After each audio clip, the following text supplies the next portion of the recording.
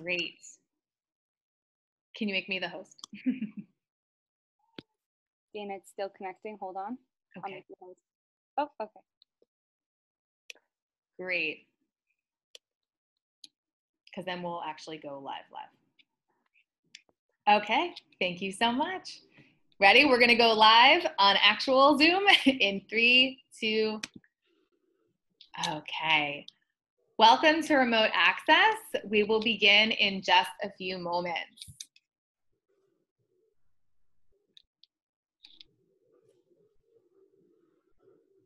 Welcome to Remote Access.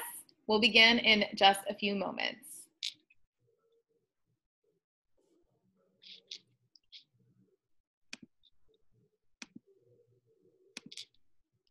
Welcome to AJC Remote Access. We'll begin in just a moment.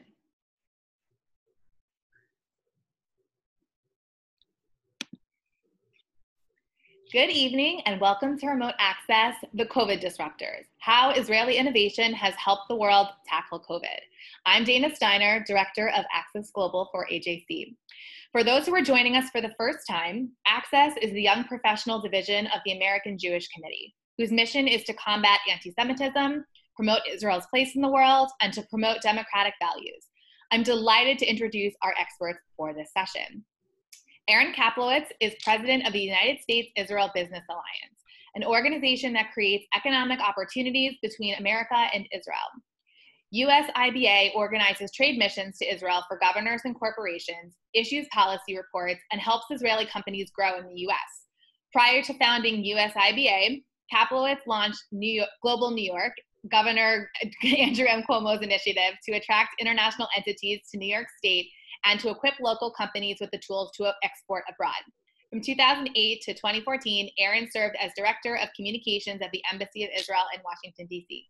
Aaron, thank you for joining us. Tonight we have Alon Asher, who will actually be filling in for Blue White Robotics CEO Ben Alfie. Ben is actually on his way from Tel Aviv as Israel is going through a second national lockdown tomorrow. So Alon, we are delighted to have you and thank you so much for stepping in. We know that it's 1 o'clock in the morning your time, so we're so grateful that you're here this evening. And last but not least, we have Leia Walters, who's the head of communications at Monday.com. In her current role, Leia and her team manage all internal and external communications for the company, including brand awareness and global media relations, while executing a variety of special projects. Prior to this, Leia worked as a director at the public affairs firm BLJ Worldwide. At BLJ, Leia built international strategic communications campaigns on behalf of clients, including Autism Speaks and the International Olympics Committee. We are so delighted to have all of you here this evening, and thank you for joining us for this important conversation. I want to remind everyone who's joining us that you can submit questions for our experts by using the Q&A function at the bottom of your screen. So, to kick it off, that was a lot at first, but to kick it off, I think that I would suspect that many of those who are joining us on the call tonight may have done a little bit of Googling about each of your companies. But for the sake of refreshing our audience, would each of you be able to tell us maybe a 30-second elevator pitch about what your company does? Leia, we'll start with you. Awesome. Well, thanks so much for having me. Super excited to chat about these various topics. 30 seconds on Monday. So Monday is a work operating system. It is a platform for any kind of work for teams of 2 to several thousand to work together, collaborate, communicate. I think that's enough.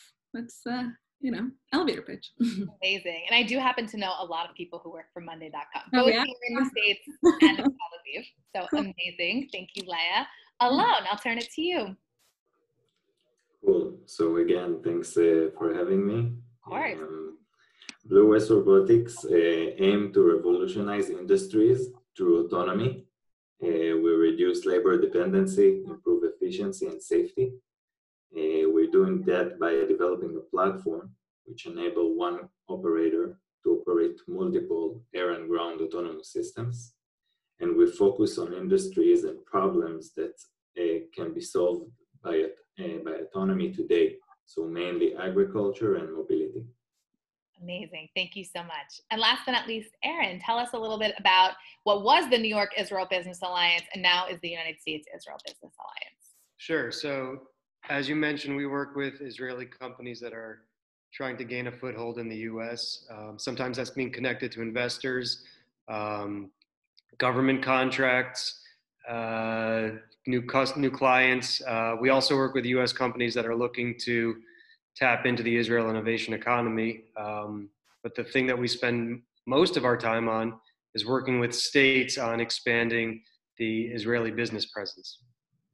Amazing. Thank you. So the reason why we're all here tonight, aside from talking about Israeli innovation, is because we're talking about COVID-19. So there is no question that COVID-19 has completely upended the world as we know it, socially, politically, economically, and of course, in terms of public health.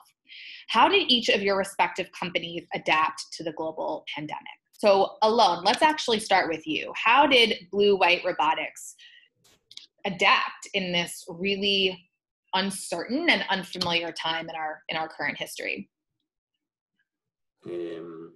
So first of all, I think in general, PWR is a very adaptable company, and it's a must when you operate in the autonomous industry that has so many barriers, like regulation and customer acceptance and the maturity of the technology. So we always analyze different problems that can be solved with autonomy and figure out where we should put our focus and offer our solutions. And during the COVID pandemic, we really understood a few opportunities, and together with partnership both with the government and with our clients, we succeeded to create new solutions. For example, in Israel and also in New York, we did artificial pollination with drones instead of workers pollinating the fields. And because it's a very specific task that need to be done on a very specific time. And unfortunately, in Israel, it was on the quarantine. So there was no labor to do this work. So we used the drones and the system that we have to pollinate all the fields. On the same industry, we did autonomous tractor projects in California for spraying. A lot of spraying workers that driving the tractors couldn't go to the ranches and do the daily operations. So it was a good opportunity for us to implement our technology and the product and really help the growers. Wow. Yeah.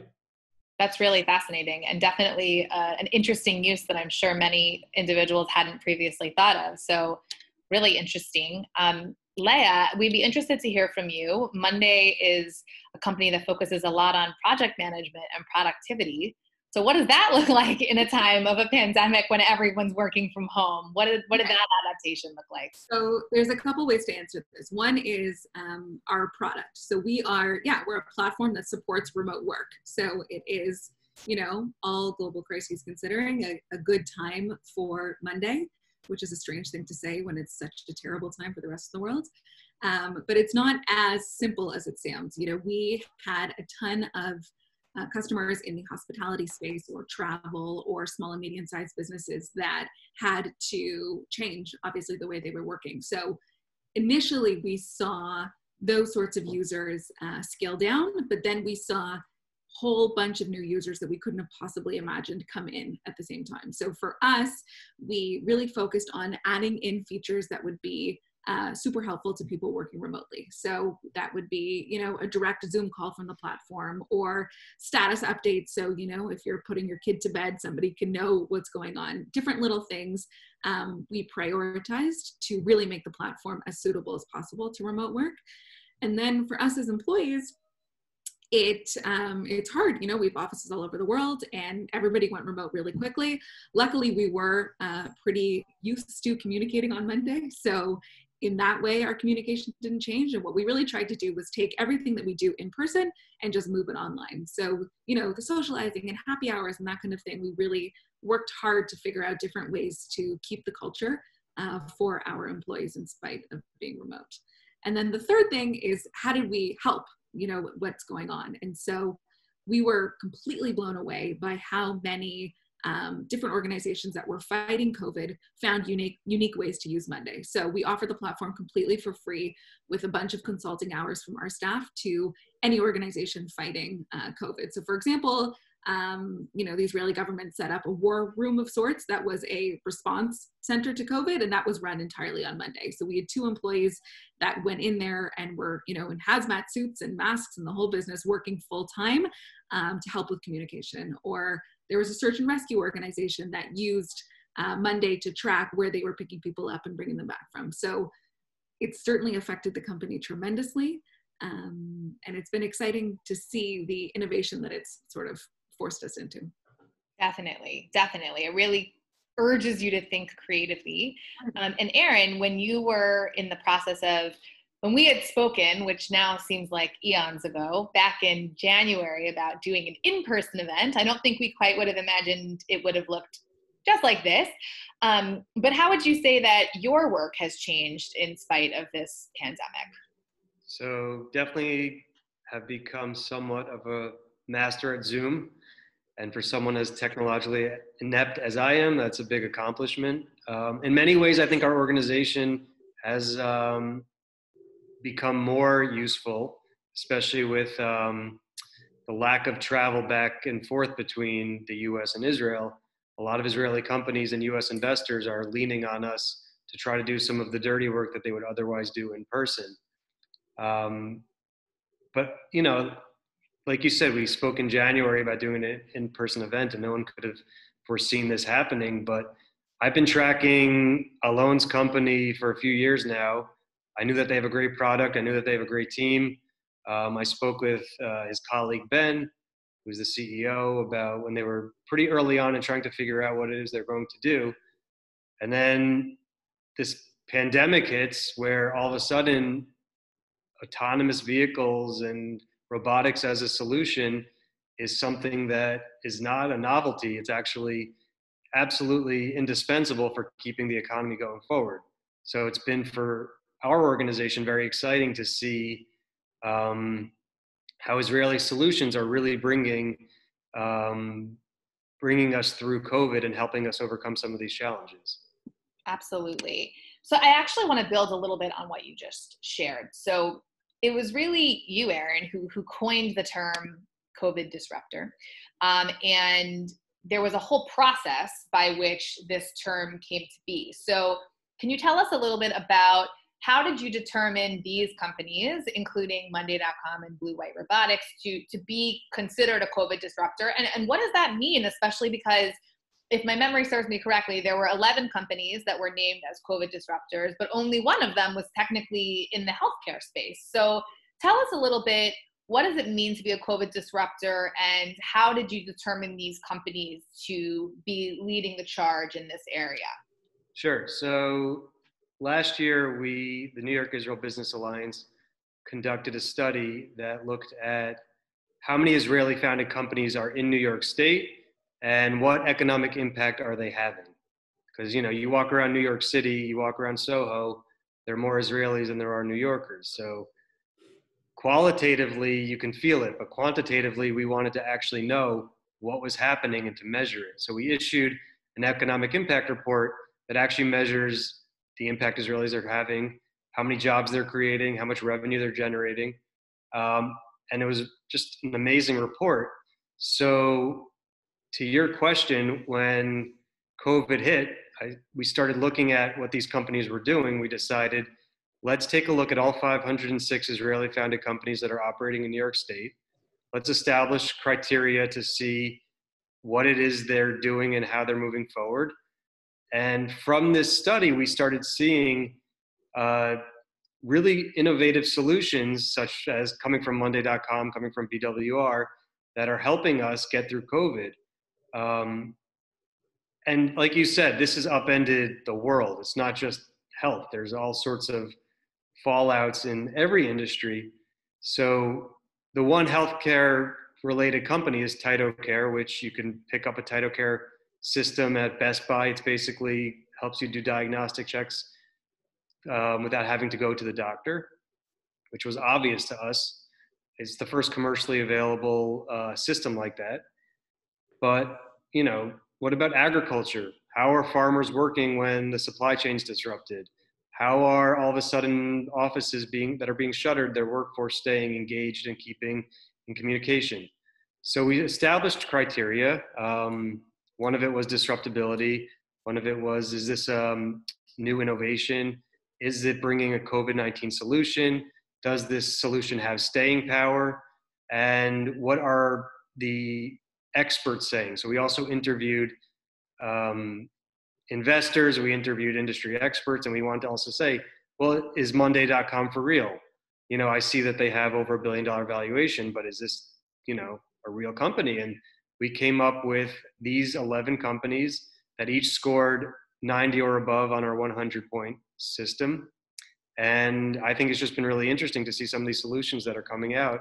And since the report came out last month, they're even advancing further. I know BWR just announced, I think yesterday, they closed their most recent funding round, which is a big accomplishment.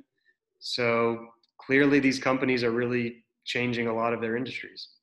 That's amazing. And I think it's so interesting that, you know, of these 11, really only one is in the healthcare sector, but that the remaining companies, including Blue and White Robotics and also Monday.com, and of course, Mazel Tov on being named a COVID disruptor, both of you. It is really exciting to sort of see what the possibilities are. So I suppose my next question really builds on that, which is, you know, Leia and Alon, what does being a COVID disruptor mean to you? Because when we think of COVID, we think immediately of healthcare. We think immediately of vaccines or some other form of data collection which can help to mitigate the global pandemic. But in your perspective, that disruption looks very different. And you both talked a little bit about some of the adaptations that your companies have made to address this crisis. How do you see each of your companies as serving as disruptors in this space, not only for the now, but perhaps for the future when COVID is over? So Alon, maybe we'll start with you this time. Yeah, I think just like Aaron said, the pandemic created a lot of impact to different sectors, and the agriculture or the food industry is one of them, because you need a lot of labor working day in, day out in the fields, and where they're not available, the trees and the crops keep on, they don't care about it. So, and you have to have a solution in order to have food security. So I think the challenge that we tried to solve in the recent years for adopting new technologies for agriculture just got bigger. You don't need to explain it anymore. It's obvious for the grower now, and especially it's obvious for the grower for next year, how they prepare and build a more resilient business, a more resilient supply chain, and they do it using autonomy. That's amazing. Thank you. Leia. Ours is, I would say, less life and death. You know, it's less about contributing to feeding people or keeping them alive or safe medically. But any crisis that arises relates to teamwork in some capacity, how you communicate with other people, how you work with other people, how you effectively manage a process. No matter what kind of process it is, it can be managed on Monday. And so in that way, you know, since COVID really started, we've seen a lot of other crises affect the world, both in Israel and the US. You know, we've had all kinds of social disruption as well. And so we've seen Monday repurposed in all of these different ways. So what's exciting to us is to be able to help in our own way. So I wouldn't say we're really changing the game per se, as much as it is giving people the tools to implement what they're already disrupting. That's awesome. Thank you so much for that, both of you, and for this really exciting work.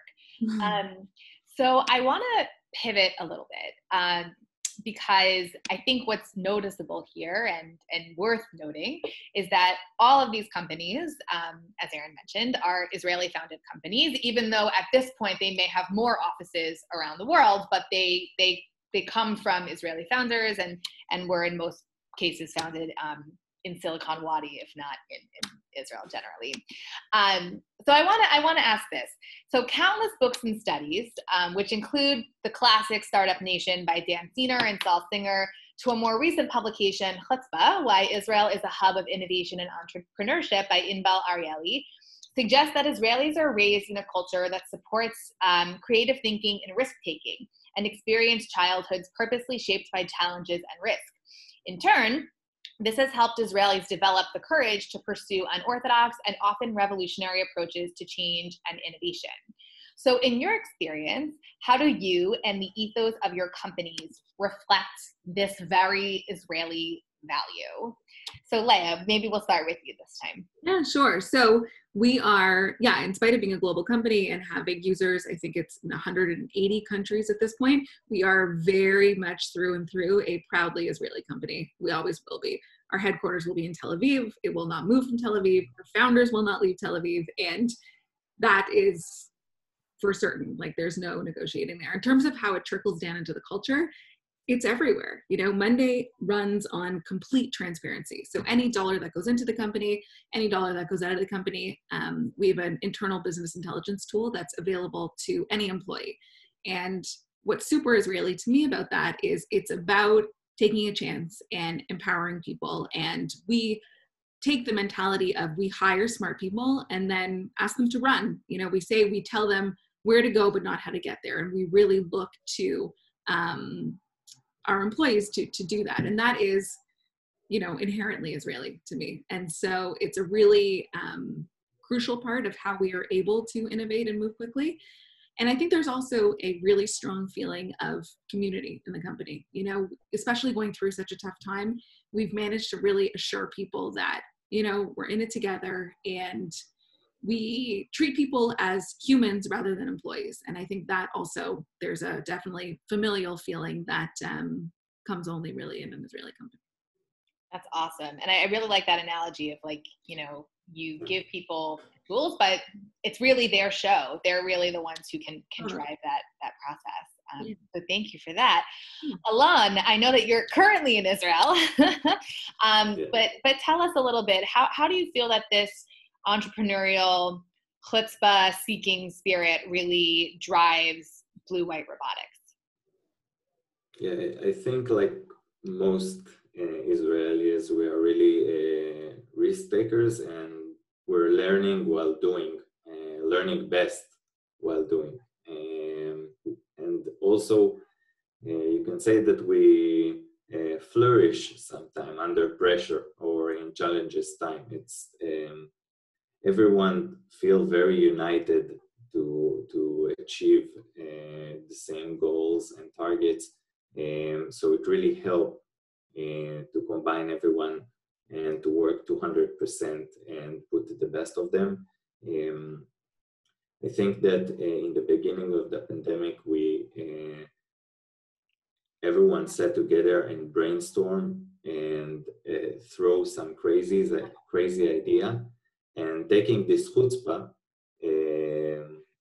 really enable us to put those ideas into reality. Go into the government and say, okay, listen, let's do drones delivery from hospitals. We can do it. No one did it before in Israel. And we together we built it and we did it. We took some pilot that we have on autonomous transportation and we put it in a hospital to transfer blood and other stuff. And it's always ideas of the team and with the out of the box thinking and some chutzpah, I think a proactive approach even created those amazing opportunities for the companies, but also the impact that we really aim to achieve. That's amazing. And I think it really speaks to not only the ethos of your companies, but also, Aaron, really for your company. You were working for Governor Cuomo's office for a long time and took a leap of faith in founding the New York Israel Business Alliance and ultimately the United States Israel Business Alliance. How would you say this feeling of chutzpah translates to your company? Yeah, well, I guess I have the chutzpah to try working and doing business with Israelis, which is not. Yeah, it's, from my vantage point, we get to see a lot of companies, which is exciting. And, I'm familiar, obviously, with the two books you mentioned. And I think what I see, which is a really amazing value that we don't have in America, is Israelis who are part of startups that fail are not looked down upon. It's a value that is appreciated. Another startup will not hesitate to hire you if you're part of a failed venture because they want to know your experience, what lessons you went through. And I just think that that's an amazing, amazing approach that helps businesses in the long run. What's interesting about Inbal Ariely's book is her premise is that, Israelis are risk takers. And a lot of that comes from the fact that immigrants are risk takers. People who go to new countries need to take risks to fit in, need to take risks to get ahead. And part of the premise of her book is that Israel is obviously an immigrant country. And from, the DNA from the very beginning is risk takers because it's all these people from all different lands who now are put together taking risks. So just, from what we see, it's an amazing amalgamation of various ethos, as you mentioned, but I love the fact that failure is a value and the immigrant history of risk-taking is just like keeps pushing everyone forward. That's awesome. I really love that idea of learning from failure and not letting it sort of destroy the image or the idea of what you want to create. I think especially for the both of you who work, or really all of you who work in the tech space, I'm sure that iteration and trying again is part of your day-to-day experience. So that's really incredible. I have one more formal question, and then we'll turn it over to our audience for Q&A. So just a reminder, if you want to use the Q&A function at the bottom of your screen, please feel free to do so, or you can email us at access@ajc.org. So my last question that I have is, unless we were under Iraq this week, I suspect that everyone knows that it was a historic week for Israel and the United States.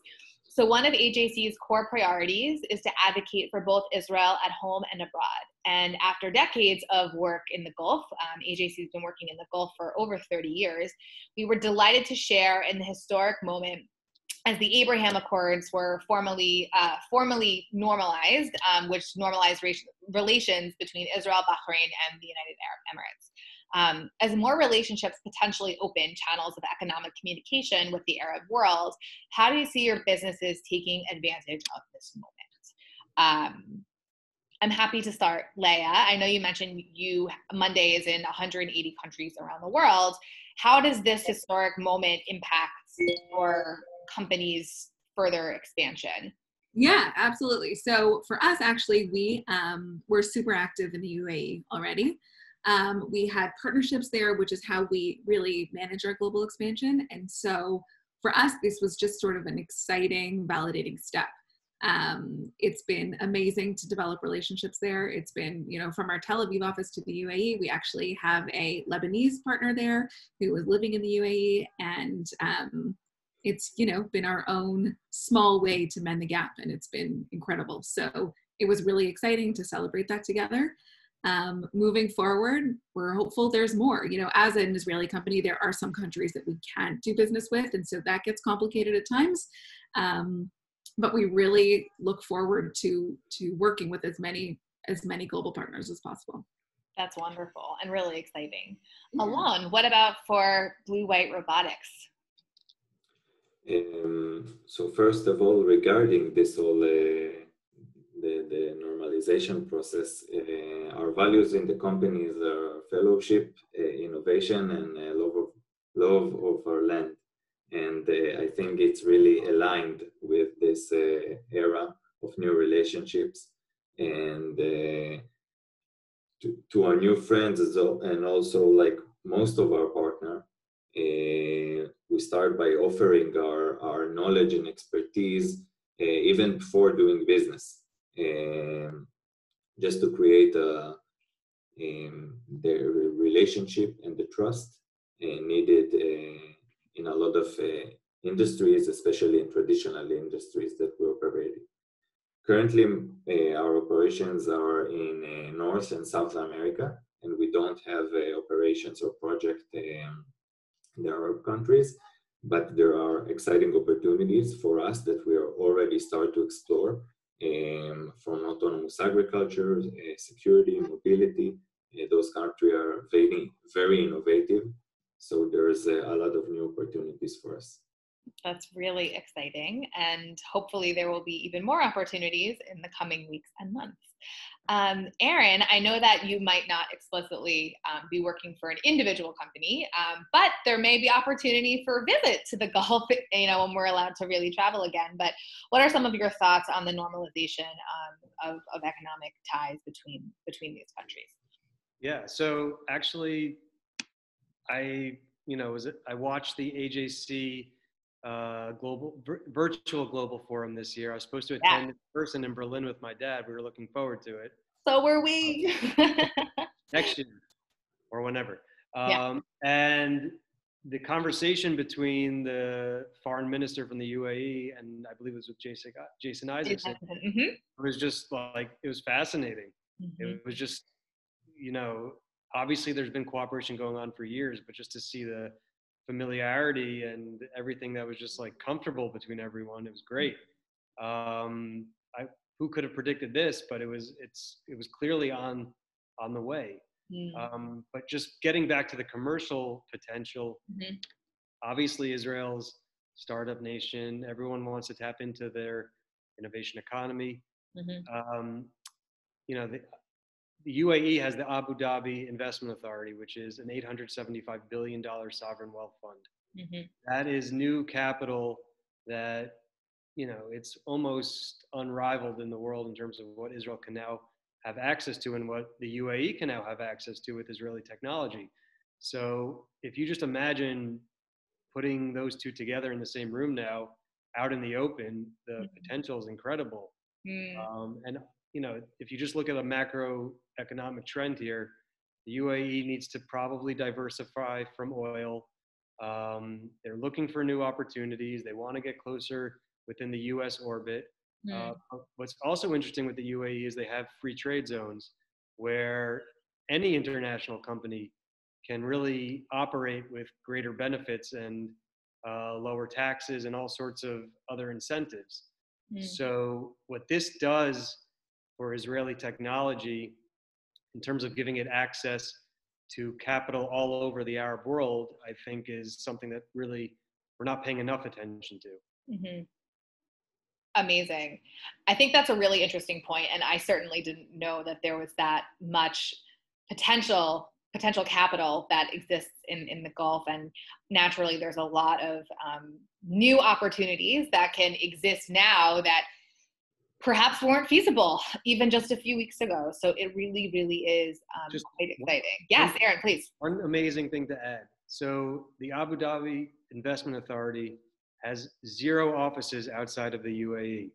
And there are reports coming out that their very first office is going to be in Tel Aviv, which is wow, remarkable development. That's just like, who would have thought? That is unbelievable. I should also note that, AJC has 22 offices here in the States, 12 offices overseas, obviously including in Israel, and 37 international partnerships. But we are going to be opening a post in Dubai, which we're very excited about in the UAE. And it's going to be a wonderful experience as we continue to deepen and invest in our work. So we have a couple questions that have come in through our email. So I'm going to ask those. So the first question is actually for Alon. And as we continue to see climate change as a really important and urgent thing, especially now as we are coming off of a week of Hurricane Sally in the south, as well as fires which continue to affect the state of California, Oregon, Washington. There are questions about how can things like autonomous technology serve a role in things like fire management or in climate change operations.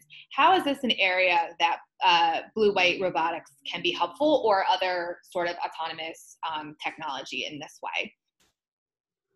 So there's a lot of solutions in the first responders domain, where you can have basically a lot of systems that are ready to operate in various locations based on sensors or other notifications that you get on real time, and the response is very quick. So sometimes you can distinguish a fire very quickly before it became a completely mess. And so in a lot of places, we already start implementing those kind of systems. It's much easier on a small location like a plant and not a huge forest. But in the future, hopefully, there will be more and more solutions like that. And I think also on agriculture, you see the growers, they have a lot of challenges because of the changing of the temperatures, and all the procedures of the growing is changing all the time. And having autonomous system that is really robust, it doesn't really matter if you spray at 8 a.m. or 8 p.m. or 2 in the morning. You can do it whatever it's best for your crops. And nowadays, unfortunately, sometimes they have to take decisions based on what it's more convenient, it's easier for their employees, and it's not what easier or the best for the crops. Or Thank so you. it can also help. No, that's super interesting, and certainly something that's on the minds of many Americans right now as we watch what's happening on the West Coast. So thank you so much for that perspective. Our next question is for Leia. So as we mentioned earlier, the future of work has changed, or the current reality of work has changed, but also perhaps its future. There have been a lot of questions about what the future of work will look like in terms of remote work, in terms of in-person work. How do you see a company like Monday.com leading the charge in terms of what the future of work will look like? That's not a small question. No, it's not. It's not. I apologize. I don't apologize. It's a good question because I didn't come up with it. Our viewers came up with it. Totally fine, and it's a pretty common question too. The future of work is always changing, but obviously rapidly changing now. So what I would say to that is what we have done, our methodology has always been to offer people building blocks. So we don't know how to manage your hotel or run your manufacturing plant or do fundraising, whatever it is you use Monday for, but we know the blocks that you need to get there. And so we keep adding to that as new things become available to us. And one sort of massive step that we've taken is opened up the entire platform. The API is completely public for people to build apps. So if you think about an iPhone as an example, two people have the same iPhone. What really differentiates it is the apps. And so we are now allowing anybody and everybody to build apps on top of Monday. And in the next few weeks, we're launching a public marketplace where all these apps can be available. So we're really letting people completely customize and build their own workflows on our platform. And so that to us is the future. The future is empowering people to build for themselves a customized process for what they need. And in that, you're getting all of your work processes amalgamated in one place. Like, we don't want to replace email or whatever tool you use for Q&A or anything like that. We want, it's completely open flow of information in and out of the platform. And so we are empowering anybody to build exactly the workflow they want. And the reason that's so relevant now is because it's always changing what people want or the sorts of environments they're working in. And so that's really what we see as the future. That's awesome. It's really funky to think about the future of work in the sense that it's we've been very reliant on a typical structure in the office place, and now the world is really changing, and it's companies like Monday that are really allowing us to reimagine and re-envision what it's like. Our next question is for Aaron, and it shouldn't come as a surprise looking at your previous resume. Folks want to know, have you been in communication with Governor Cuomo about this initiative, the United States-Israel Business Alliance, and have there been any conversations about COVID disruption with these organizations and in terms of the state of New York? Sure. So it's safe to say that over the past few months, Governor Cuomo has been pretty busy. So I'm not the first, second, or third person he's calling. With that said, last year in June, he led a trade mission to Israel, which there were amazing announcements made.